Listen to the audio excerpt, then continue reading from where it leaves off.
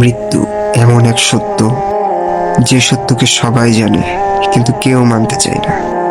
মানুষ মৃত্যুর কথা জানে কিন্তু এমন ভাবে বাঁচে যেন সে অমর। ভবিষ্যৎ নিয়ে তার কত পরিকল্পনা, সে দুনিয়াকে নিজের স্থায়ী আবাস মনে করে। কিন্তু বাস্তবতা হলো দুনিয়ার জীবনটা খুবই সাময়িক। এই সামান্য সময়কে ঘিরে আমাদের কত শত স্বপ্ন, কত আশা, কত পরিকল্পনা। এই অতি সামান্য সময়কে ঘিরে কত বিলাসবহুল প্রাসাদ আমরা নির্মাণ করি, অথচ আমাদের স্থায়ী আবাস কবর।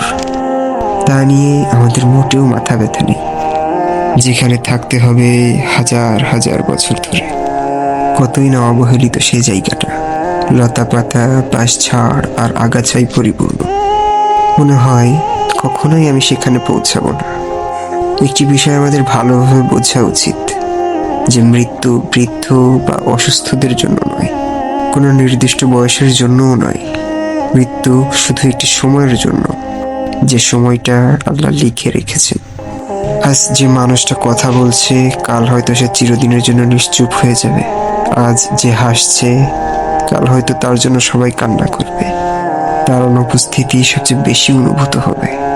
তবে অদ্ভুত বিষয় হলো, মানুষ মৃত্যুকে প্রচন্ড ভয় পায়, কিন্তু মৃত্যুর জন্য প্রস্তুতি নিতে চায় না। যদি সত্যি আমরা বুঝতাম এই দুনিয়া অস্থায়ী, তাহলে হয়তো আমাদের অহংকার কমে যেত, পাপ কমে যেত, এবং এই অস্থায়ী দুনিয়ার মোহ অন্তর থেকে মুছে যেত। এই জন্য রাসূলুল্লাহ সাল্লাল্লাহু আলাইহি ওয়াসাল্লাম বলেছেন, জীবনের স্বাদ বিনষ্টকারী মৃত্যুকে বেশি বেশি স্মরণ করো।